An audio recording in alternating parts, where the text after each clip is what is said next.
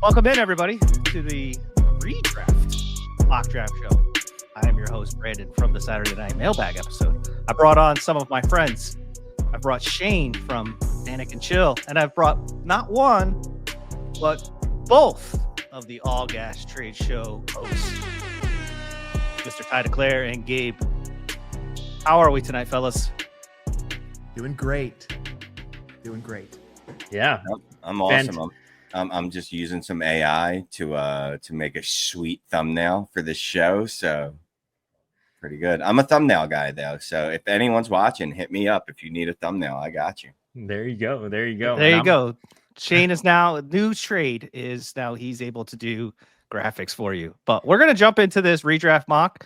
We asked the patrons to help us out. So we are going to display on the screen. I am going to, for the podcast listeners, I am going to read out each round.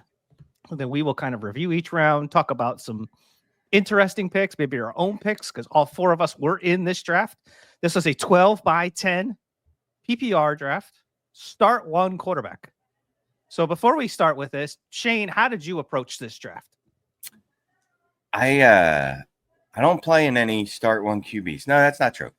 I play in a home league where it's redraft, and it's actually smaller than this. I thought I was going to go running back heavy. That was my initial thought process, right? And we'll see how that went when I went through the draft. But I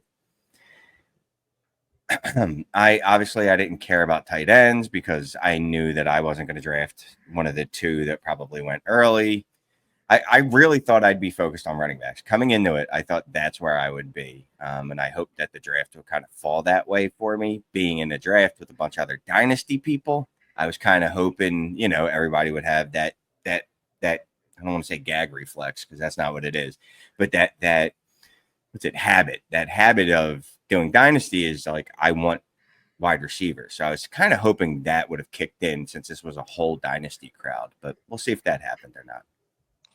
Ty, with the redraft focus now we're not in the dynasty focus. What was your biggest difficulty in trying to do this mock draft?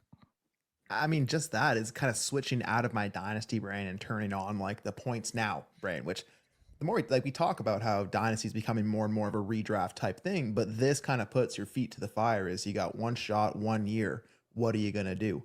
I'll tell you what I didn't expect to do is take Brock Bowers. I thought, let me go to the back of the round. He'll be gone by then. I don't got to worry about it. But as we'll get to, maybe I ended up with the Brock Bowers. So things didn't go to plan, but this is a great exercise. Gabe, we're doing this exercise now right as training camp starts. As we record, we're going to be seeing some of the Hall of Fame game highlights. How did any of the training camp news affect potentially some of the decisions that you made?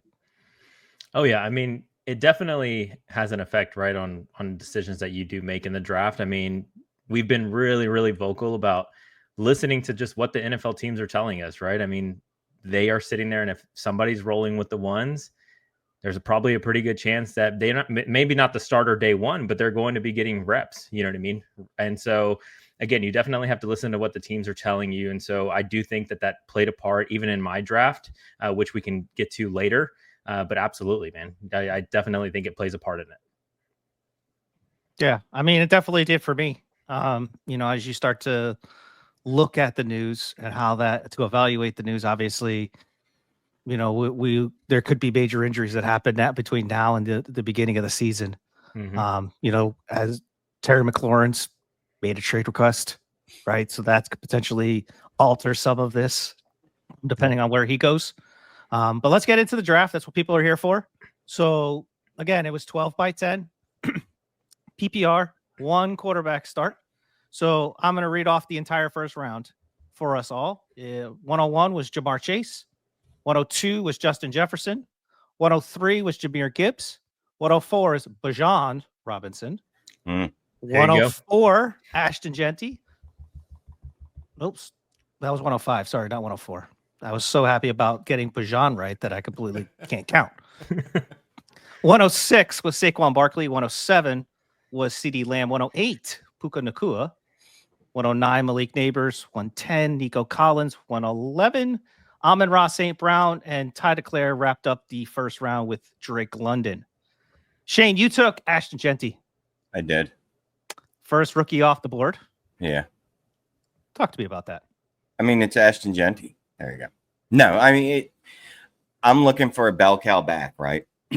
Again, we'll get there. I mean, everyone can actually see the draft how it fell. So it's kind of, I don't want to spoil the eggs here, but I thought I was going to build a running back heavy team. But even if I wasn't, at least I had that solid, I don't want to say solid, what I think is an elite running back one, right? We got a guy that's going to get probably somewhere in the neighborhood of 18 to 24 touches per game, or opportunities per game, not touches. Just based off what Pete Carroll did with Marshawn Lynch. He's got his new Marshawn Lynch.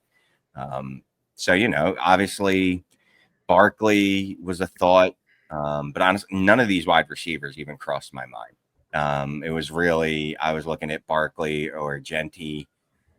And those are probably the last two running backs that I really would like in the first round. I don't know where Derrick Henry went. No, he went much later, apparently. Maybe I would have taken him in the back of the first, but this is probably, like I said, him and Saquon are last two running backs I really want in the first. So I'm kind of happy I got this pick here. Otherwise, I would have been a wide receiver in the first round. It's just, I think the workload is going to be there. It's absolutely going to be there. His only competition is Raheem Mostert, who's going to be a fine backup, but it's going to be the Ashton Genty show immediately. I was going to say, I'm going to kick it to Gabe, because Gabe, you did take Saquon at 1-6. Was there any consideration for one of the wide receivers there, or did you feel like the shelf was Saquon and I got to get Saquon here because I'm not sure what my second round running back would be? Yeah, I mean, honestly, I was very surprised, and I think I even put it in the chat when we were drafting that Saquon fell to me at the 1-6. I really thought he would have gone sooner.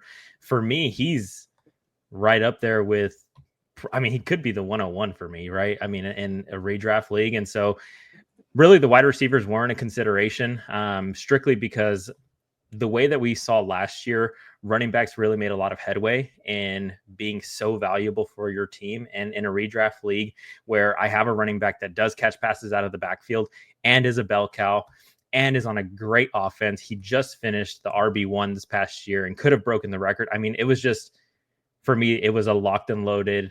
It was either going to be Genty or it was going to be Saquon, and Shane made my decision pretty easily by taking Genty.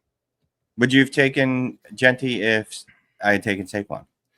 I would have, but yeah, I think it would have been probably a thought in my mind to maybe consider CeeDee Lamb at that point, but I probably still would have leaned Genty.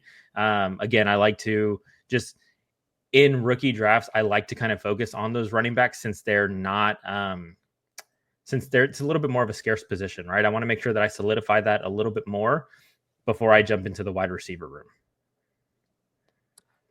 Ty, you took Drake London at 112. Was there anybody else that you considered in that back corner? I know you ended up taking, spoiler alert, you took Brock Bowers at 201 for those who are listening, but was there anybody else that you considered at that 112 position?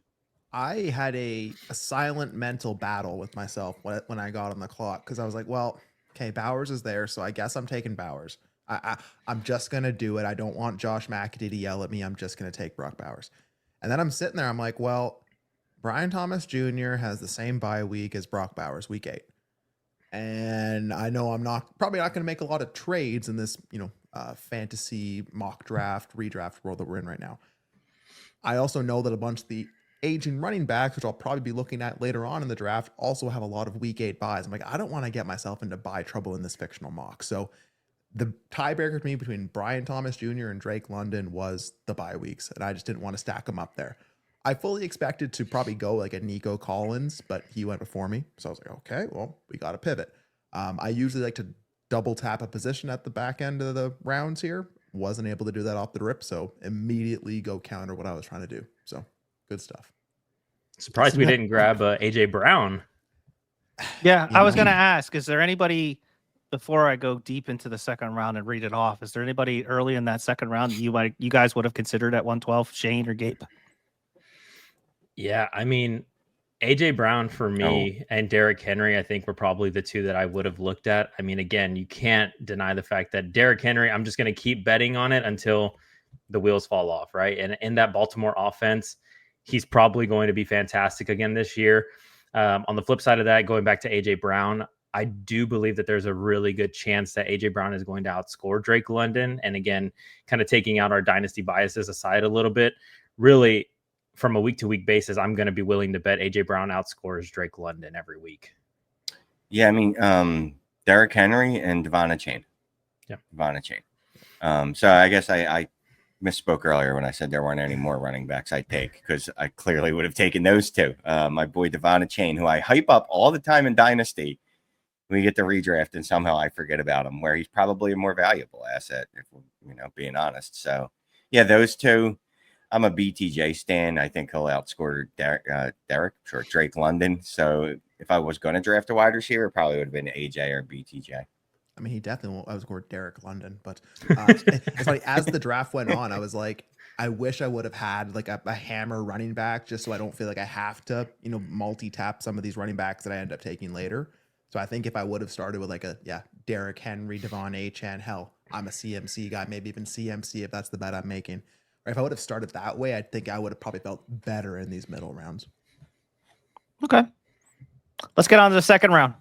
Right. So Ty started off, again, spoiler alert, he took Brock Bowers at the 201. 202 was Brian Thomas Jr. 203 was AJ Brown. 204 was Christian McCaffrey. 205 was Devon Achane. 206 was Derrick Henry. 207 was Trey McBride. So tight end 2 off the board. Shane took at 208 Lad McConkey. 209 was Jonathan Taylor. 210 was Tyreek Hill. 211 Jackson Smith and Jigbo. Might have to talk about that one. And 212 was Bucky Irving. Gabe, you took the tight end too. You took old Trey McBride in a non-tight end premium league. Basic 12 by 10. Talk to me about that one. I did, man. I did. I mean, so it kind of got to the point where, again, I like to go running back. Jonathan Taylor was a consideration for me here. I was looking at starting Saquon, Jonathan Taylor, but I started thinking about it a little bit more, Brandon. And the way that I wanted to kind of go about this was, if I could have the potential number one player at each of their respective positions, that's what I wanted to do, right? I wanted to swing. Again, I'm very much a wide receiver. If I don't get one of the top, 8 guys, probably even 6 guys, then I can figure it out, right? I can figure it out. Whereas I feel like at that tight end position, there is a huge gap, my friend, even in a non-tight end premium position, between Bowers, Trey McBride, and George Kittle, and every other tight end. Like, it is so significant. And so having a guy like Trey McBride at my tight end position, despite it not being a tight end premium league, is still going to be a significant advantage to any of the competition, right? And so that's where my mind immediately had gone. Again, really the biggest consideration for me here was between Trey McBride and Jonathan Taylor. And ultimately I decided to go Trey McBride. Love it. Love the conviction. Yeah. Shane, you took Lad. You did. Want to talk about that one? Sure. I mean, again, I just think the volume is going to be there. It's going to be, unless Terry McLaurin gets traded there, which is what the rumor the last half an hour. I just think the volume is going to be there. I mean, I like Trey Harris. I can't imagine Trey Harris comes in there, and they're very different wide receivers, right? Like, they don't play the same role. Trey Harris is probably more of a threat to Quentin Johnston than he is Lad McConkey. It's hard to pass up on what he did in his rookie year, knowing that based off what he did in his rookie year, other wide receivers, what they've done and what they've done after that when they've had rookie years like that. And again, just the running backs, there wasn't anyone at this point that really appealed to me. And this is kind of that theme as I went through the draft, yeah, I could use a running back, but I don't want this guy. And I like Jonathan Taylor, but I didn't want him here. I felt like Lad McConkey was just a better play here. I think the ceiling for him is it's pretty high. I mean, I don't mind the pick. I would have probably taken Tyreek Hill if we're in all things in a vacuum, right? Like, yeah, I am, and I'm sure you probably consider Tyreek at the 208. I am pretty out on Tyreek Hill, whether it's Dynasty or even redraft, even on a 1-year bet. Just the history of elderly wide receivers coming off their worst season is not great. Generally they do not bounce back and become the guy that they were prior to that. So that's my fear with Tyreek Hill. I don't want to say he's washed because I hate when people say that. I am completely out on him altogether. So then that's in Dynasty and in redraft when, I got 1 year in redraft and one mistake in the second round could absolutely cripple me. So, that's not where I want to make that, to me, a risky pick. Yeah. And I actually kind of agree with, Shane there, right? I think at the end of the day, where you're having to draft a guy like Tyreek Hill, if he doesn't perform or, meet the expectations that you have, that team is quite frankly falling apart, right? Because that is such a big pick at the 2 spot in the second round. And so I do agree. I'm actually I'm cautiously optimistic, but I'd rather be out because I feel like the risk is greater than the reward at this point. Okay. Ty, JSN at 211. I know he's been getting a bit of steam here in the offseason. No DK there. They brought in MVS. They got Sam Darnold. How do you feel about JSN right there at the end of the second round? He's what, 1, 2, 3, 4, 5, 6. Yeah. Wide receiver 12 off the board. Yeah. One of the things that I did a lot in this is I looked at Cody's projections. If you don't know Cody Smith, that's his own little projections, just to get a bit more of an idea of what guys are going to be doing in season. I did take a peek at JSN, and I mean, again, Cody's got him projected for 98 for 1243, 7 touchdowns. Like if he has that kind of season, that's nice, but it doesn't exactly, I guess, blow me away from what else is on the board there. I think I would be leaning probably the Bucky, Hampton, Jacobs. I'd probably lean any running back over JSN there. But as far as what JSN could be, man, I mean, Gabe, you talk about it with when Devontae Adams landed on the Jets with Garrett Wilson. This doesn't take away from Garrett Wilson. It can only amplify him if it makes the offense more efficient. I think like Cooper Kupp, and you hope to God that Sam Darnold can sling it enough and get it to JSN to actually just elevate him in that offense and be the guy. Time will tell if he is. I think he'll be the number 1 option, but 211, that's putting your conviction on the table. Yeah. I thought it was a little bit high. I thought maybe Garrett Wilson might go before him just because of the contract signing. People still feel good about Garrett Wilson. But JSN is good in there. I mean, I took Devon Achane at 205 just because I didn't talk about my first round pick and Puka Nacua, who I think has wide receiver 1 overall potential for the season. And that's why I took him over Malik. I just feel like when healthy, Puka's probably has enough opportunity in that offense and his rapport with Matt Stafford that Puka could easily be wide receiver 1 overall. But I also think that I might have been able to also draft the RB1 overall, possibly. I mean, Devon Achane had 70 plus receptions last year. Not much change from the offense. Everybody kind of agreed that Tyreek Hill maybe isn't going to return to the peak Tyreek Hill. So are they going to turn to Devon to be the focal point of the offense with Tua? I'll take that risk and I'll take that high upside swing. Is there anybody that's not in the second round right now? Somebody maybe in the third round before we read off the third round that you're like, yeah, he probably should have been a second rounder? You could make a case for Kyron Williams. And you could, I honestly think you can make a case for O'Marion Hampton too. O'Marion Hampton in the third. I mean, it's not super late, but that feels like it by the end of the year, you're going to go, wow, I can't believe I got O'Marion Hampton in the third and he's the running back 4. You know what I mean? Like if anyone has that upside at that position, I think it's him. So probably him. And like I said, Kyron, it's not sexy, but the volume every year. He's been top 8, I think, since he's been a starter. So those 2 for me. Hey, Brandon, do you consider any of the quarterbacks in the second round above any of the guys that we saw go?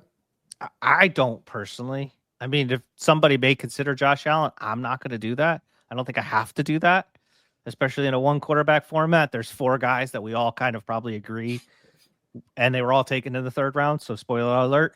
I don't think I necessarily have to be the first one to take one in that because realistically, the odds that 4 of them go in 5 picks like they went in this draft is probably low. So I don't necessarily need to worry about, like, if I'm at the 203, like, if Josh Allen went at 211, I don't think I need to worry that much. But that also, if I don't get any of those 4, I just know that I can also punt for a little bit too, because I can wait, and I can just scoop up some value because a running back like Josh Jacobs or somebody else falls down the board. So I don't think in that spot. One guy that I agree with Shane, Kyron. The other guy that I'm interested you guys takes, and we'll run through round 3 after this. What about Chase Brown? Could we make a case for Chase Brown in that Cincinnati offense? Can a case be made? I mean, yes. I was gonna say. I mean, I think maybe closer to the beginning of the third, but I still think if in the grand scheme of things, I'd rather have Josh Jacobs and Omarion Hampton and Bucky over Chase Brown. So I still feel like he would fall into that early third rather than into the second, for me at least. Yeah, you're flag planting on any of these running backs if you're taking them back into the second, right? And I could tell the world where any of the running backs that go in the third round, finish better than the guy that goes at 212. You know what I mean? So I think it just, who's your guy, and that's a good place to probably plant your flag if you're there. Okay, well, let's get on to the round 3. Round 3 was 301 was Omarion Hampton. 302 was our first quarterback off the board at Josh Allen, the MVP.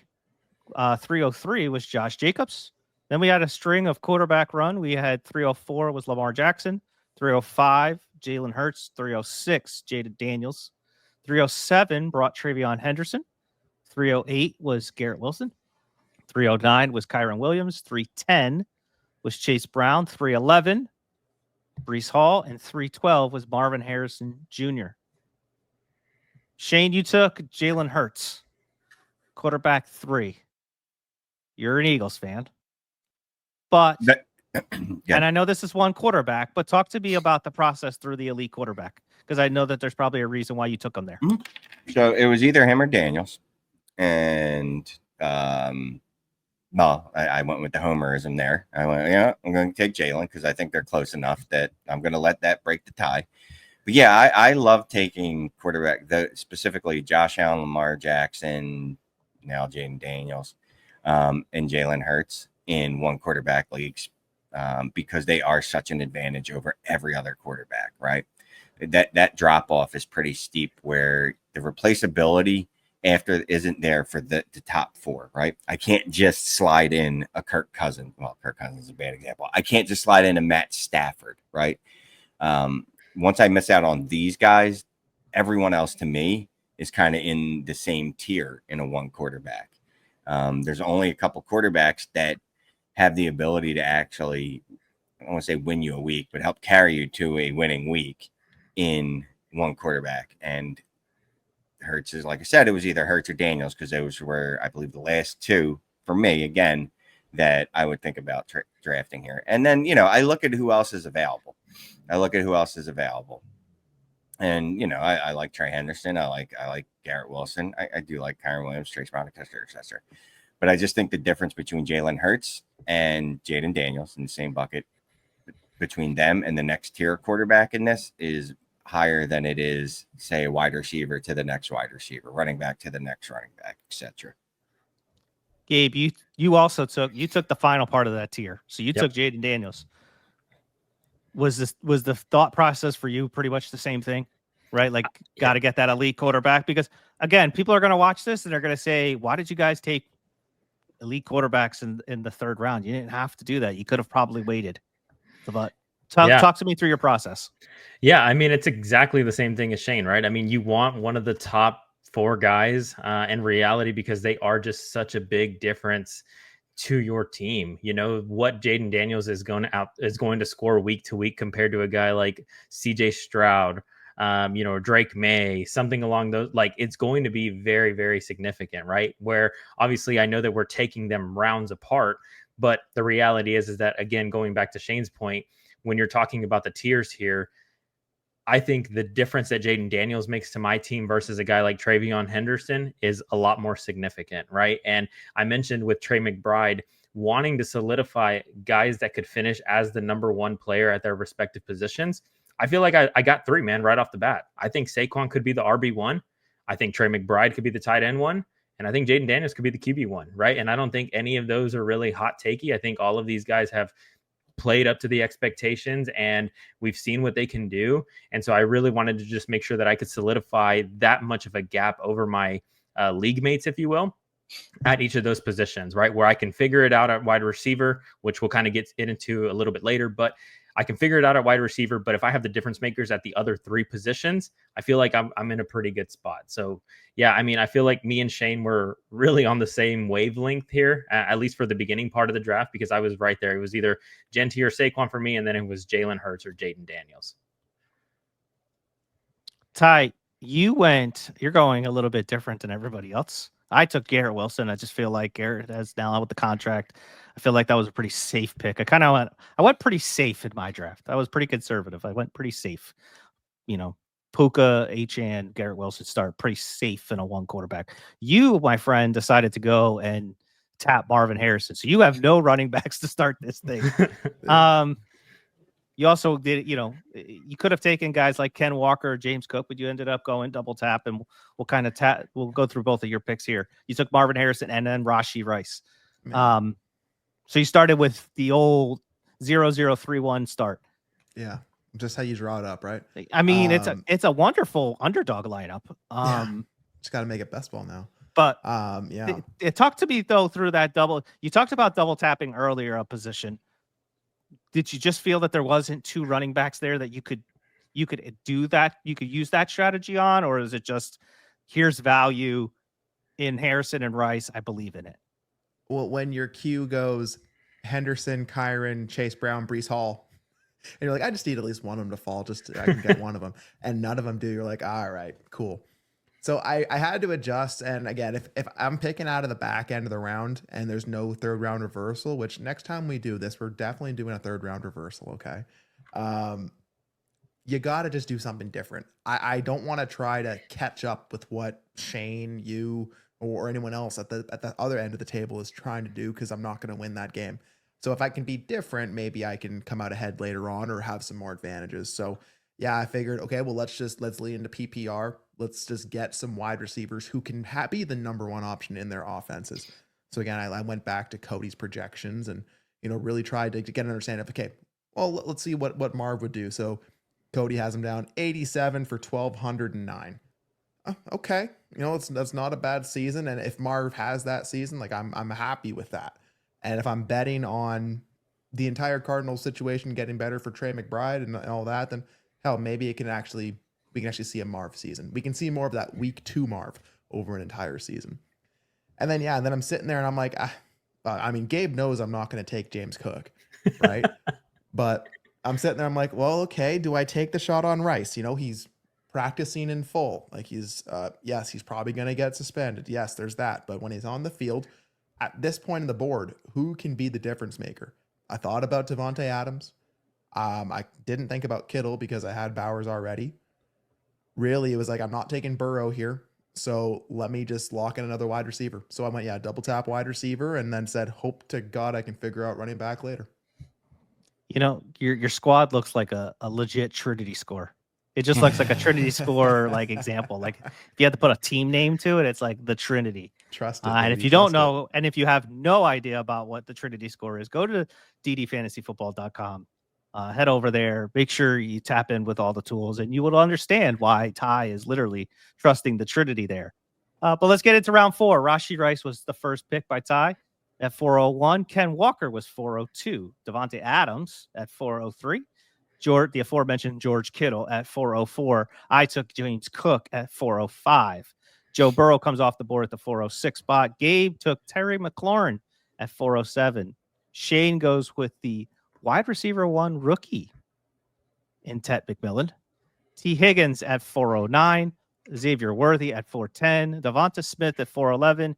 And the round rounds out at 412 with RJ Harvey. Shane, I mentioned your McMillan pick. You want to talk me through the process on where you were going there? I mean, I'm looking and I'm like, all right. Again, I'm just shooting ceiling. That's all I care about in redraft. I know it's funny because every person I drafted is under the age of 14, but I do truly just want to shoot ceiling. And again, it feels like he has a high ceiling to me. I know, Bryce Young hasn't been great so far. I think he turned it on a lot last year, but he was a top 10 pick in the NFL draft this year, right? Like we saw, and maybe it's maybe I'm putting too much stock into what I saw last year from Malik Neighbors and Brian Thomas Jr. and all these other first round wide receivers, right? But over the last few years, we've seen rookie wide receivers absolutely show out. And it's not even the last few years at this point anymore. Like it's probably half a decade of it, if not more. It can happen. It probably would have been safer to go with someone like Higgins. Well, except that Higgins is injured a lot. Maybe Worthy, except that, I like Worthy a lot in Dynasty. But I don't know if he's the one on his offense. I think he's more likely the two. I love Devonta, but he's never going to be the one in that offense unless something happens to AJ. Knock on wood. And for some reason, just RJ Harvey didn't interest me. But in general, like not just looking at the players that went right after him, it's just this felt like a guy that had the best probable chance at upside, right? That's what it felt like to me. Gabe, how nervous are you right now as we record with Terry McLaurin now requesting a trade? Because I'm sure when you made this pick, you made the pick in mind knowing that you stack, which most people don't do in redraft. Yeah. But you did. You saw the value there. So talk through that pick and talk about the fears of building a squad and then ultimately the next you have to kind of wait out these next few weeks. Seeing it crumble before my eyes. No, I mean, honestly, look, Terry McLaurin for me, he's a guy that has been really well loved by the community, right? We always just wanted him to get a quarterback, man. It was like, if that guy got a quarterback, I think he would be pretty good, right? Lo and behold, they draft Jaden Daniels, and he finishes like the wide receiver 7 last year and is fantastic, right? And so going back to that real quick, Brandon, as to why I selected him, really, I felt like he had the most upside, right? Again, he could probably finish not as the wide receiver 1, but I think he could be a wide receiver 1, right? Like finish in that 12 range again, where he just beat that this past year, right? And for that being my wide receiver 1, I felt like it was a relatively good and safe pick. Obviously now with the news kind of going through of he could potentially be traded, different things of that nature, or he requested a trade, I apologize. But him requesting a trade, it kind of goes twofold, right? I mean, obviously he is operating as a number 1 right now with a fantastic Jaden Daniels. So I don't really see there to be many situations where it improves, right? Because I mean, he's kind of got it all right now. He's got a fantastic quarterback and he's the number 1 option. There aren't many teams where he goes and he gets an upgrade at quarterback, right? And he's the number 1 option. So it obviously does make me a little weary as far as the situation and what that looks like. And this is just kind of something that you have to deal with, right? In dynasty or fantasy football, right? It's like you kind of just got to go with the ebbs and flows of the situation. But absolutely, I will say it makes me a little bit nervous. But hopefully, him and Washington can figure it out. But that was the reason as to why I selected Terry McLaurin here. Yeah, we do these all the time. We're going to do more of these mocks. And I'm sure if there's clarity to the situation, it may change how we view Terry. Let's just say Terry, let's just do for the sake of an argument. Let's have a conversation. If Terry McLaurin does move on, does that move, where would that move Jaden Daniels for you guys on this draft board? Man, do you take Joe? Do you move him down to where Joe Burrow is? No. I was going to say, I don't think so. Just no. Okay. That rushing profile and just how good he was this past year. I mean, I still think that he could be the guy for sure. Okay. I gotta be honest with you. I don't think Terry McLaurin's going anywhere. Yeah. I mean, this is how many times have we heard players talking about making noises about being traded? It's a negotiation tactic. Mm-hmm. And, I don't begrudge it. And I'm not, saying that he shouldn't do it. He should threaten them with everything. He should threaten them with like, you need to trade me. No, well then I'm going to retire. Like, just all right. Well then, I'm gonna use the bathroom and not wash my hands. Like everything he can think of, you know what I mean? Like he should be thrown out there. So I don't think he's going anywhere. And if he did, Jaden Daniels has a superpower. It's rushing ability. That's why he's in that tier of the, you know what I mean? He's in that tier of the top 4 quarterbacks. All those dudes have immense rushing ability that can paper over something else happening in the offense. Well said. I mean, if it shouldn't move Daniels for you. Yeah, like we love McLaurin in the offense, right? But you're either taking quarterback there or you're not. And if you're taking a quarterback there, it's Daniels. So I don't think it changes the underlying sentiment. Yeah, that's where I fall too. Just wanted to gauge your opinion. I'm sure the chat's gonna say that, what are we talking about here? He's not moving. But let's get on to round 5. They've already said that at this point. They've already said that about 5 times already, so it's okay. Round 5, Alvin Kamara at 501, Caleb Johnson at the 502, Mike Evans at the 503, Chuba Hubbard at the 504, Roma Dunze 505, Travis Hunter at 506. We'll come back to that. Jameson Williams at 507, Jordan Addison 508, George Pickens. There was a big old run here of wide receivers. 509, DK Metcalf 510, Sam Laporta at 511, and then Ty rounded out with it. Finally, he decided he wanted a running back and took old David Montgomery 512. Ty, you finally got your running back. Oh yeah, baby. Talk to me about David Montgomery. Yeah, I mean, I was fighting some Jamal Williams visions of, great in Detroit, scored all the touchdowns, and then just it evaporates. It doesn't go the way you expect it to. So projection is that, Detroit is Detroit and Montgomery is Montgomery. And if that's the case, that can help me in redraft. At this point, I mean, again, I'm looking across the board over to Gene Parmesan over at 101 there. And I'm like, Irving, Hampton, Harvey, and Kamara. Like, I'm gonna have a real tough time keeping up with that. So it was really just let's just start constructing out running back, hit some running backs, and on the board at that point, again, I double tapped. I went Montgomery and James Conner. So I had to hit some running backs. But for those keeping track at home, remember I mentioned the week 8 bye week. 4 of my 6 players at this point have a week 8 bye. So really, really good planning on my part. Yeah, I considered Mahomes, but again, I think we'll talk about it a bit. Just some of the quarterback value you get later on in a format like this. I wasn't reaching for Mahomes there. And yes, there was a wide run on wide receiver. Maybe if someone falls, I take them, but I was pretty dead set on taking some running backs here. Gabe, you took Travis Hunter. He's been a pretty polarizing, to some degree, he's been a polarizing prospect. Do you have any concerns by taking him there as your wide receiver too?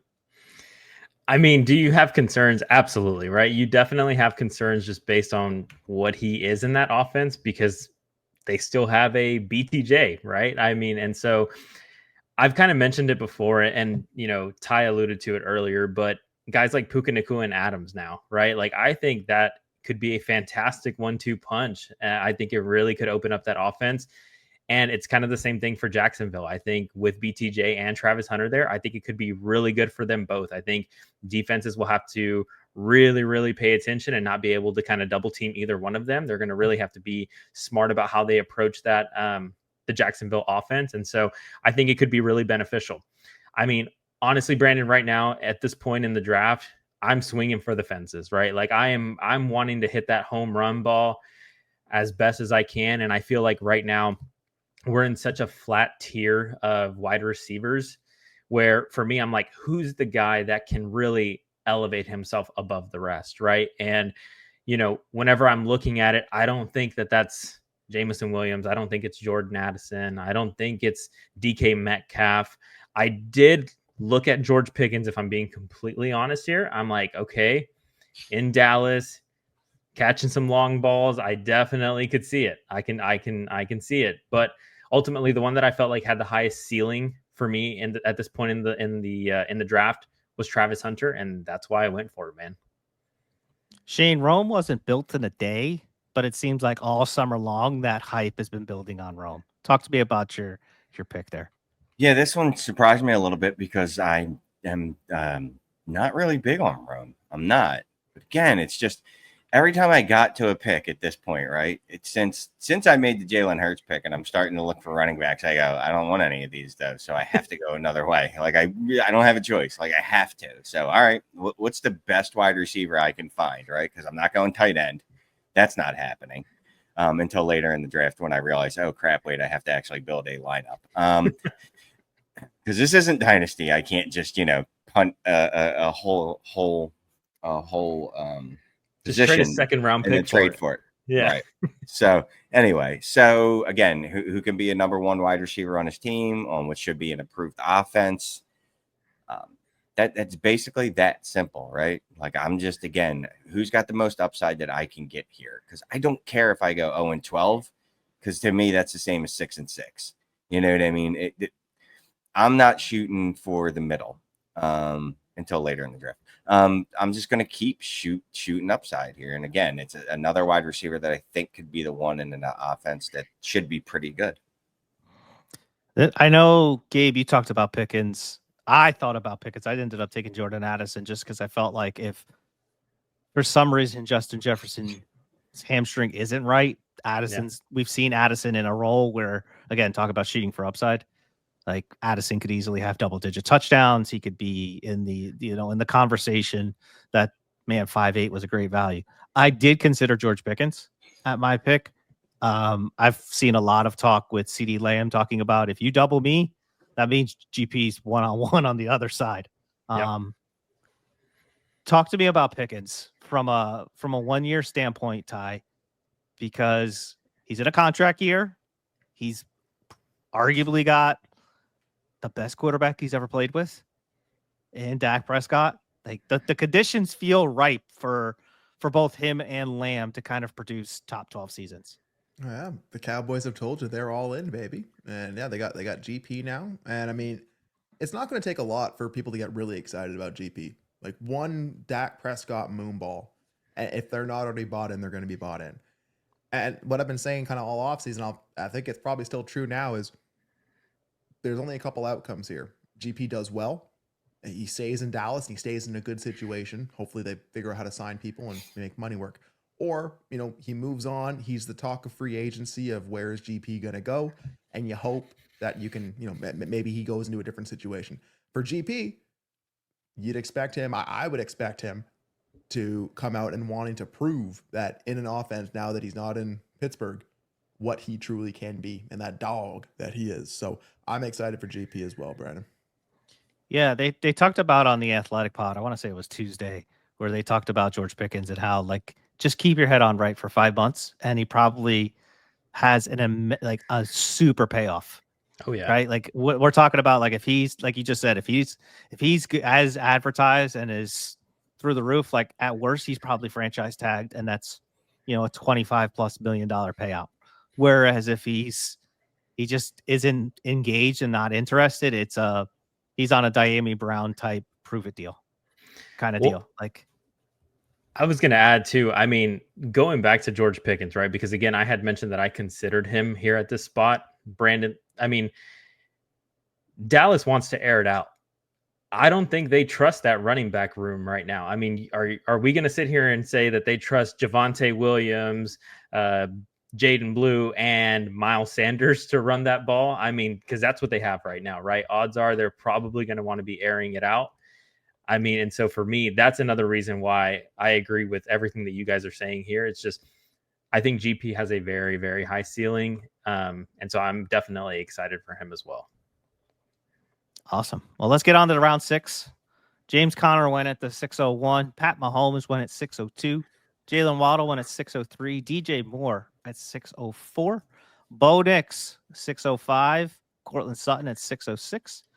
Zay Flowers at 6'7", Chris Olave at 6'8", Calvin Ridley at 6'9", Baker Mayfield at 6'10", Isaiah Pacheco at the 6'11" spot, and TJ Hawkinson at the 6'12". Is there anybody in this round that you were surprised was taken, Shane? Chris Olave. Yeah, who took him? Who took that guy? Yeah, can you enlighten the folks who are not watching, who are listening, who took Chris Olave? Yeah, that was me. That's Chris Olave. But again, I could tell myself a story on why he would be a good picker. Honestly, no, I'm not too upset at anyone. I mean, maybe TJ Hawkinson, because we talked about it last night on Manic and Chill. Like, once you get past that elite range of tight ends, it's almost better just to kick them to the back of the draft, which is pretty funny. Rich coming from me, looking at my next pick, but probably that pick. But then, I did again make the same mistake. But the other problem is it's redraft, and it's like, oh crap, I need to fill my starting lineup, right? And you look at your other options, and you're like, well, yeah, I could take a Mecca Ibuka or Jerry Jeudy, but I need a starting tight end, and he's probably the fifth best starting tight end. Would I rather that or the 40th best wide receiver? Even though probably you should take the 40th best wide receiver over the fifth best tight end, but I get the panic there because I did the same thing a half round later. Ty, was there any pick that stuck out to you as wow, that's a really good value pick? I mean, just I guess in general, it's just the fact that like these last two rounds have been where a large concentration of wide receiver has gone. And I mean, Shane, even looking from like the underdog data you and Scott used on the show this week on Manic and Chill, looking at like hit rates, I feel like right in there, that's a sweet pocket to try to target wide receiver if you're thinking from like a roster construction perspective. Because I mean, really any wide receivers from 5'3" to 6'9", I can tell myself the story one way or another on those guys. But if I get two of them, and that means I can hit running back or other positions early, I feel pretty nice about how that draft has fallen there. So I just think any of the wide receivers there could outperform their ADP if things break right. Gabe, Isaiah Pacheco went at 6'11".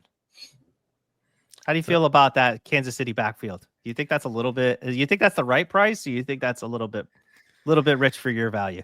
Yeah, I think it's a little rich, man. I mean, I don't know what to make of that backfield right now. And he runs like he hates football, right? He hates the ground, man. He hates the ground. He just runs hard. And again, I can respect that and I do appreciate that. But at the same time, we've seen it kind of catch up to him, right? He was a little banged up last year. And so I do believe for me right now, Kansas City overall as a whole, they're probably going to be pretty damn good because that's just what they do, right? But Rashee Rice may be suspended. Travis Kelce didn't look very good last year. Isaiah Pacheco was a little banged up. Who knows in that backfield? Like the offense just as a whole, again, on paper, doesn't seem like it's going to be the most, well-produced team, if you will. And so it does make me a little bit cautious on Isaiah Pacheco. And I don't think I would have taken him here at the 6'11". Okay. Let's get through round 7 because there's a lot of question marks and a lot of potential landmines here in this round 7.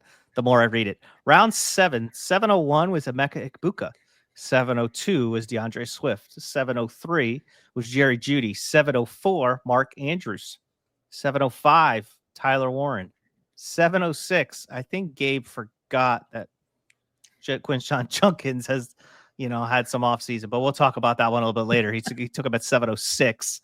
Matthew Golden, 707. I didn't do myself any favor with Colston Loveland at 708. Jaden Reed at 709. Debo Samuel, 710. Joe Mixon at 711. And Tyrone Tracy at 712. Gabe, you took Quinshon. You have not only did you double down on 2 weeks ago on the all gas trade, but then you kind of like triple down on him again last Saturday. So I'm going to give you the floor. Do you want to quadruple down on your belief in Quinshon Judkins? I mean, let's talk about it, Brandon. So I want to see if any of you guys disagree with me here, right? But hear me out for a second, okay? Sometimes in the NFL, yes, he has a lot of negative press on him right now, and he hasn't signed. I think he hasn't signed his contract yet either, which is definitely not ideal.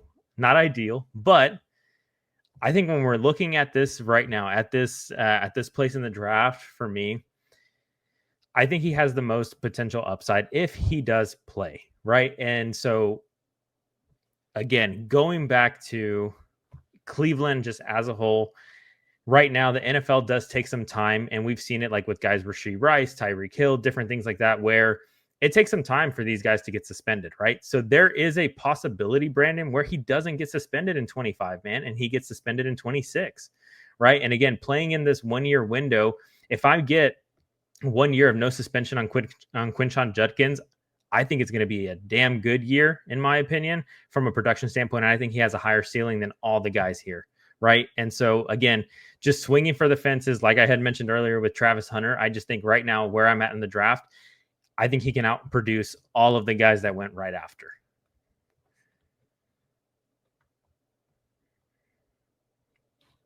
It's hard to argue that. It's hard to argue against it, man. At this point, right? You're swinging for the fences. There's very few players in this range where they could literally like that could flip the league like that.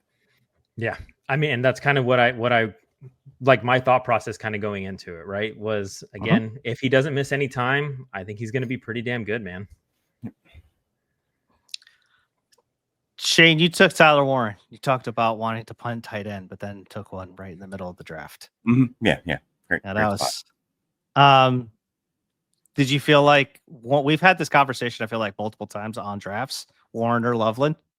Did you just feel like, hey, it's Warren or bust here? Yeah, I don't.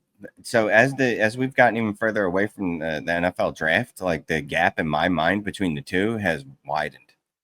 I don't know how Colston Loveland is anything more than the third or fourth option on his offense if Luther Burden actually plays and is healthy, especially this year. Whereas Warren, all you're hearing out of camp is how he's going to unlock Anthony Richardson. Anthony Richardson's looking for him all left and right in camp. It's a nice option to have Warren to go to right now. Is he just going to sail the ball over his head, hit him in the feet with it? Hopefully not. I mean, to be honest, though, it's not a good pick. I really should not have drafted a tight end here. I should have. If you're going to do it, right, you don't get half pregnant, right? You just finish here. You just don't draft the tight end. You already decided you're not drafting the tight end. You can't halfway through be like, you know what? Never mind. Exactly. Like I said, you can't be half pregnant. Either you're in or you're out.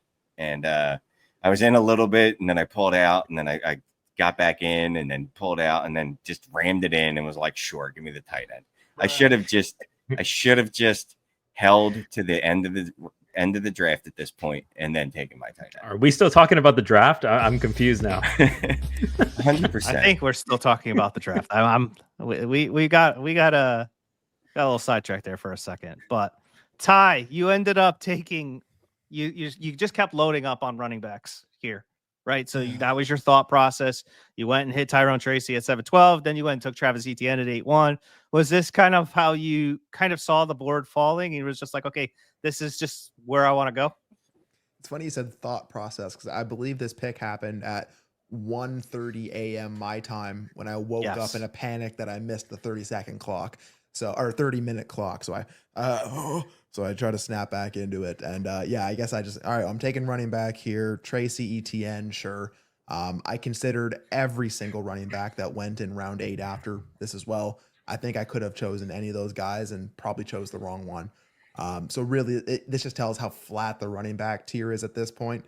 I'm happy to get running backs there, but I hate having to choose between them at the end of the day here. Yeah. No, I mean, I don't mind. I actually like Tyrone Tracy. I know I'm saying that like a Giants fan. You know, I still believe in Tyrone Tracy. I still think that he's going to have a role. He's just got to not fumble the ball on early downs, but that's why they brought in Cam Scatterbo. And I think that he's going to have some good value there, especially in a PPR format. Talk to me Tracy versus Scatterbo for 2025.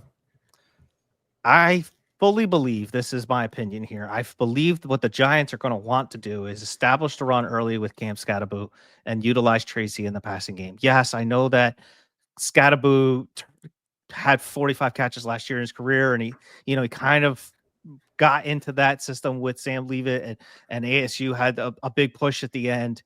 But I just see him, and I envision him very much the same way Tyler Algier is utilized and in very much the same way that Jamal Williams is kind of utilized. Can either one of them catch the football? Yes, they can. We know this. But it's not, but I feel like they want to early down back in Scadaboo. He will get some third down role. I'm sure that, if Tyrone Tracy fumbles the ball or if Tracy is ineffective or maybe the game scheme puts Scadaboo in there a few more times. Like, will there be a game where Scadaboo has 18 touches and Tracy has 11? Yeah. And I could also see a story where I have, they're well behind early and Scadaboo only gets 9 carries and Tyrone Tracy has 13 total touches. Like, there's just going to be some games where I think it's going to be pretty inconsistent for both of them. It just really depends on your league format, especially like league format really is dependent when it comes to which one you're going to want to choose earlier. We all know that there's a lot of steam on Scadaboo from the Dynasty. I have to put the Dynasty hat away, right? I probably for Dynasty probably want Cam Scadaboo because what I can move Scadaboo for in Dynasty is more than Tracy. But when I'm putting my redraft hat on and looking at what the offense is probably going to want to be, they want Russ Wilson to be the quarterback this year. So it's going to be moonballs to neighbors and run the football, and then hope that the defense can be absolutely electric and hold offenses to 17 points unless you are the Philadelphia Eagles, which I have no idea how the Giants would even attempt to stop that. But let's get on to round 8. Travis Etienne at 801, Jaden Higgins at 802, Tony Pollard 803, Chris Godwin 804, Josh Downs 805, Brian Robinson at 806, the aforementioned Cam Scadaboo at 87, Aaron Jones at 88, Jacoby Myers at 89, Jawan Jennings with his multiple calf injuries at 810, Ricky Pearsall right after him at 811, and Keon Coleman at 812. Gentlemen, is there any picks in this round where you're like, I would not be wanting to be on the team that had to take that guy? I mean, just a couple like Jaden Higgins, Ricky Pearsall, and I'm not going to trash Keon Coleman because you could tell yourself how he could be the wide receiver 1 in that offense, right? Pearsall, it's a personal vendetta at this point. So anytime he gets picked by anyone, I'm going to say it's a bad pick, no matter where it is. Also, I don't think he's good, and someone can jump in the comments and give me some advanced analytics that explains why what I saw on the football field and the fact that a dude can't get through, 3 months healthy is not real. But anyway, so him really, I don't like drafting any of the wide receivers here, even if I do like some of the wide receivers specifically, just because looking at the running back value here, Etienne, Pollard, Brian Robinson, even Cam Scadaboo, who I'm not a big fan of, but we could see being a running back 1 in his offense, AJ. Like, I really like the running backs in this round. It's the wide receivers. I'm a little like, I don't know if I would have done that in this round. I'm right there with you, Shane. I think the wide receivers is where it gets question marks all the way through the round. I also dislike going Keon Coleman and Khalil Shakir on the same team there for Gene Parmesan. I do hope that one day, Shane, you'll at least stick to one pronunciation of Ricky Pearsall, but I'm here for you really exploring that dance room floor and figuring out what you want to call him.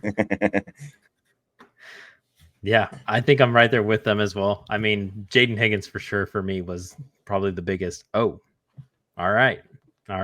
Yeah. But other than that, I agree, man. And looking at the board now, I probably should have taken Aaron Jones before Cam Scadaboo, but again, I really like the running back value here as well. Okay.